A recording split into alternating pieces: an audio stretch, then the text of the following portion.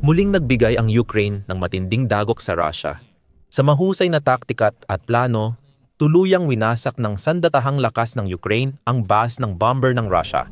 Nagresulta ito ng $1 milyong na pinsala sa proseso. Isa itong hakbang na kahalintulad ng Operation Spiderweb na naganap ngayong taon at nag-iiwan sa Kremlin ng bagong mamahaling problemang kailangang lutasin. Ang mismong pag-atake ay naganap noong gabi ng Agosto 16 at nagpatuloy hanggang sa mga unang oras ng Agosto 17. At ito ay kinabibilangan ng pag-atake sa Voronezh-Malshevo Air Base, na kilala rin bilang Baltimore Air Base, na matatagpuan sa rehiyon ng Voronezh sa kanlurang Rusya. Ang base ay tahanan ng ika-47 Composite Guards Aviation Regiment at ika-108 Anti-Aircraft Missile Regiment ng Rusya, at kontrolado ito ng ika-6 na Air and Air Defense Forces Army. Walang balita noong mismong pag-atake, pero nagkaroon sa mga sumunod na araw. Online, ang mga open source intelligence analyst ay nagsusuri ng mga satellite images ng airbase at nakagawa sila ng mga nakakagulat na natuklasan.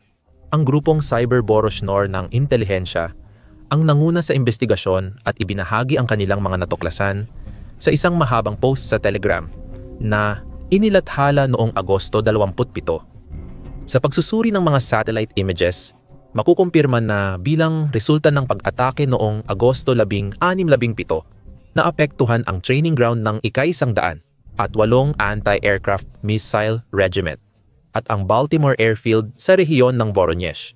Ang mga radar na 76N6 at 30H6 sa Mars at malamang 2 Su-24 ang tinamaan. Ang 76N6 ay radar station para tukuyin ang mga target sa mataas at katamtamang altitude, bahagi ng S-300 system. Sa kasong ito, ang S-300 PM-2 36 ay radar para sa pagtutok at pag-iilaw ng target na nagbibigay operasyon sa anti-aircraft missile system ng parehong sistema. Ito ay pinatutunayan ng mga bakas ng pagkasunog sa mga lokasyon ng kagamitan na matagal nang nasa tinukoy na posisyon. Nawala ito sa mga larawan matapos ang pag-atake. Ayon sa mga impormasyong mayroon, may iba pang mga bagay na nasira rin. Ngunit ito lamang ang mga napatunayan gamit ang satellite data. Para ipaliwanag iyon, ayon sa mga eksperto, ang pag-atake ng Ukraine sa Baltimore Air Base ay nagresulta sa pagkasira o pagkawasak ng dalawang mahalagang sistema ng radar. Isang 76N6 na istasyon ng radar at isang 30N6 na targeting radar. Ayon kay Cyber Boroshnor, mahalagang bahagi ng S-300 missile system ng Russia ang dalawang radar na ito.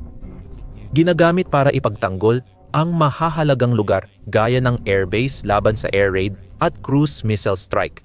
Ang S-300 ay Soviet era, ngunit nananatiling mahalaga sa depensa sa himpapawid ng Russia at hindi ito gagana ng walang radar na bahagi. Sinusuri ng mga radar ang paligid ng sistema para tukuyin at i-lock ang mga target at ipinapasa ang datos sa Central Command Post. Ginagamit niya ang impormasyong iyon para alisin ang maling target, tukuyin ang posibleng tamaan at maglunsad ng mga misil para pabagsakin ang mga ito. Ang 76N6 radar ay tumutukoy ng target sa katamtaman hanggang mataas na altitude, habang ang 30N6 radar ay sumusubaybay at nagliliwanag ng target. Pareho silang mahalaga, at kung wala ang mga radar, parang bulag at walang silbi ang S-300. Hindi nito matukoy ang target, kaya hindi nito mapapaputukan ang mga iyon. Walang silbi ito at tandaan. Bawat sistema ay nagkakahalaga ng hanggang $150 milyon. Napakamahal ng kagamitang ito. Dahil sa pag-atake ng Ukraine, nawalan na ito ng halaga, maliban kung nais ng Russia gumastos ng pera, tao, at resources para ayusin. Maaring tumagal pa ng linggo o buwan bago ito maayos. Samantala mukhang halos walang depensa ang Baltimore Air Base. Pero ang S-300 ay hindi lang ang tanging target na tinamaan sa nakakabilib na pag-atake ng Ukraine. Ayon sa mga open source intelligence analyst, kapag tiningnan mo ang mga larawan ng base bago at pagkatapos ng pag-atake, mapapansin mong may isa pang nagbago. Bago ang pag-atake, ipinakita ng satellite imagery na may dalawang Sukhoi Su-24 tactical bomber na nakaparada sa paliparan. Parang isang buwan nang nakaparada doon ang mga iyon bago ang pag-atake. Pero kapag tiningnan ang mga larawan pagkatapos ng Agosto 16, parehong nawala ang mga bomber. Tanging mga bakas ng sunog na lang ang naiwan sa pwesto nila. Palatandaan ng malaking apoy sa lugar ng mga eroplano. Ang mga Su-24 tulad ng maraming kagamitan na ginagamit ng Russia kamakailan ay ilang dekada ng luma. Sa katunayan, idinisenyo ang mga ito noong dekada 1960 at unang lumipad noong 1967 at nagsimulang gamitin noong 1974 kahit may mga in-upgrade na bersyon tulad ng Su-24M noong 1980 natapos ang produksyon ng mga eroplanong ito. Noong 1973 naipadala na ang mga ito sa iba't ibang bansa at tulad ng sa Algeria, Iran at Sudan, patuloy pa rin ginagamit ang Su-24. Mayroon ding kaunting bilang nito ang Ukraine habang tinatayang may humigit kumulang 260 naman ang Russia. Kahit luma na, mahalaga pa rin ang Su-24 ngayon. Dinisenyo ito para sa mabilis na paglipad sa mababang altitude upang makaiwas sa mga radar ng kalaban.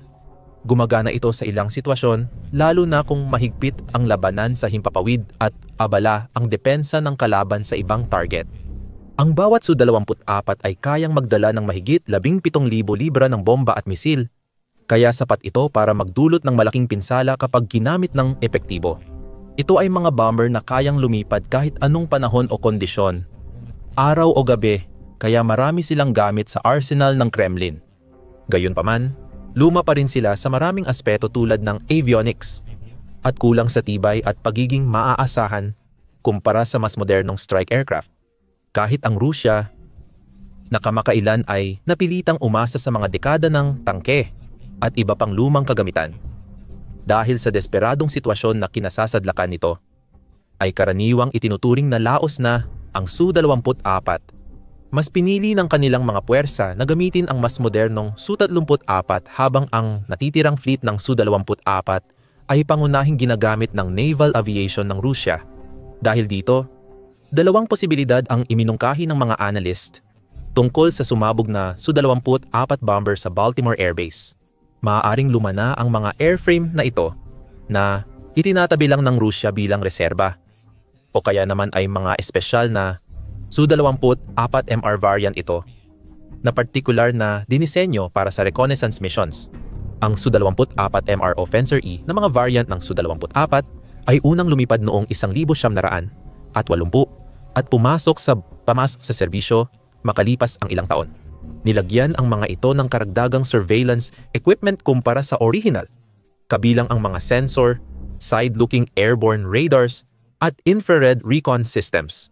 Sa digmaan, madalas silang lumilipad sa itaas ng Ukraine. Sinusuri ang paligid at kumukuha ng impormasyon para sa mga komandante ng Kremlin. Pagdating sa presyo, ang Su-24 ay nagkakahalaga ng humigit kumulang 25 milyon bawat isa noong pagpasok ng bagong milenyo. Pero hindi na ito ganoon kahalaga ngayon.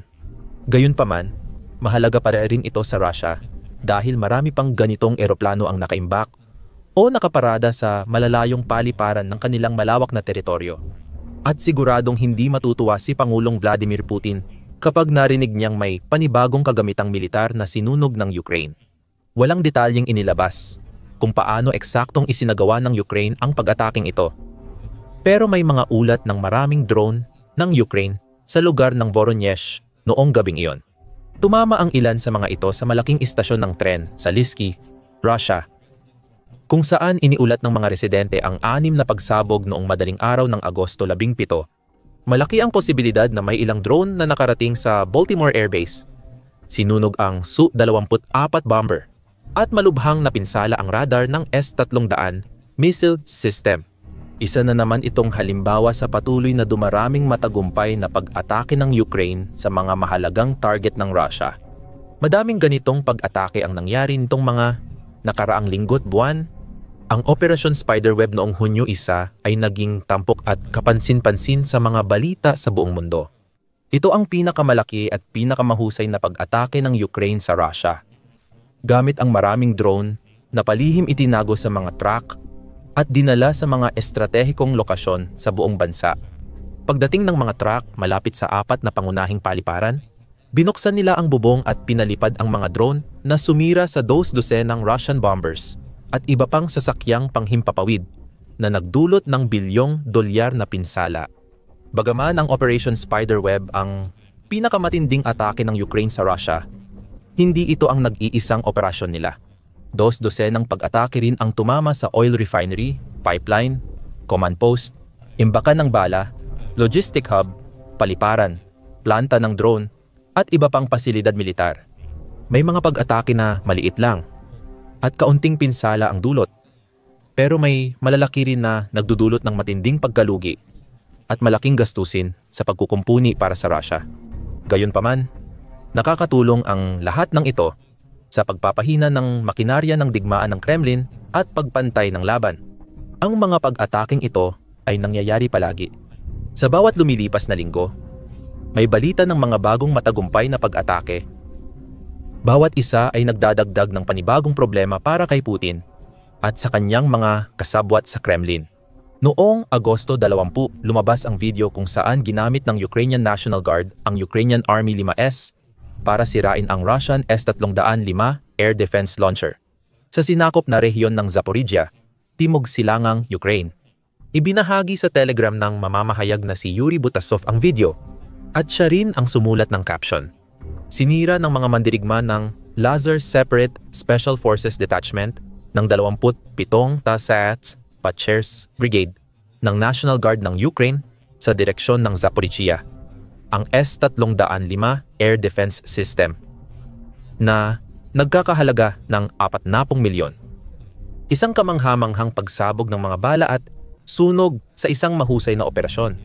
Ngayon, ang self-propelled launcher kasama ang 2 transport launch containers ay nakapwesto sa isang kalsada sa teritoryong kontrolado ng Russia nang pumasok ang mga drone ng Ukraine sa lugar. Makikita sa footage na tinamaan ng drone ang sistema bago sumabog ang mga misil na nagdulot ng malaking pagsabog at apoy. Ang sistema na tinatayang nagkakahalaga ng 40 milyon ay tuluyang nawasak. Malamang ganoon din ang nangyari sa sinumang tauhang Ruso na naroon noon. Mas maaga ngayong buwan, nagdiwang din ang Ukraine ng isa pang malaking tagumpay sa Crimea.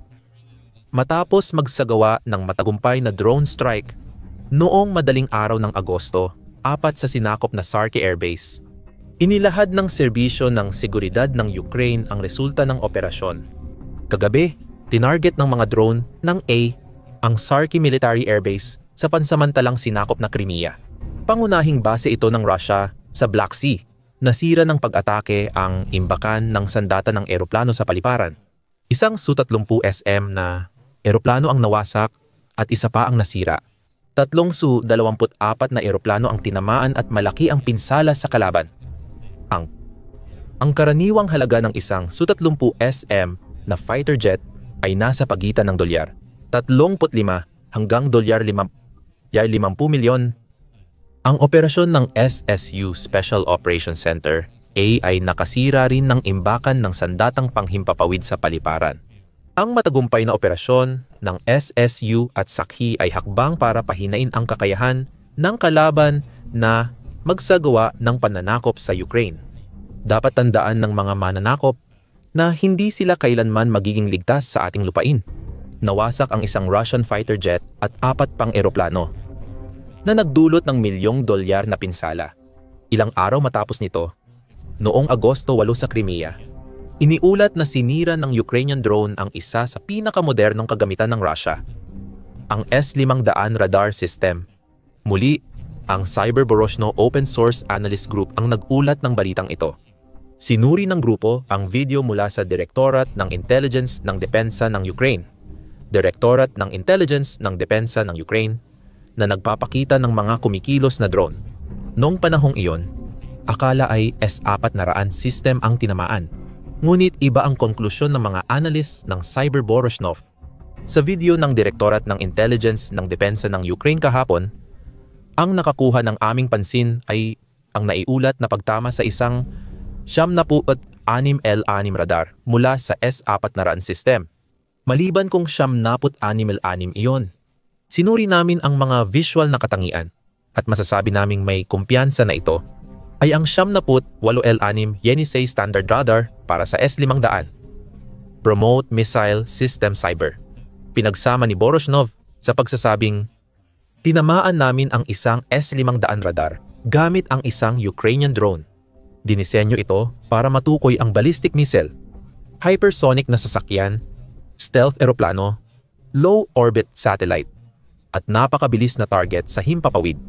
Ipinapakita lang nito kung gaano kahusay na napag-aralan ng mga puwersang Ukrainian ang sining ng drone warfare sa mahabang panahon ng digmaan. Napipilitang tiisin ng Ukraine ang gabi-gabing drone attacks mula Russia na nagpapadala ng daan-daang drone buwan-buwan. Tinututukan nila ang lahat mula sa maliliit na bayan at pamayanan hanggang sa mga lungsod. Binubura ang mga ospital, paaralan at mga tirahan sa mapa.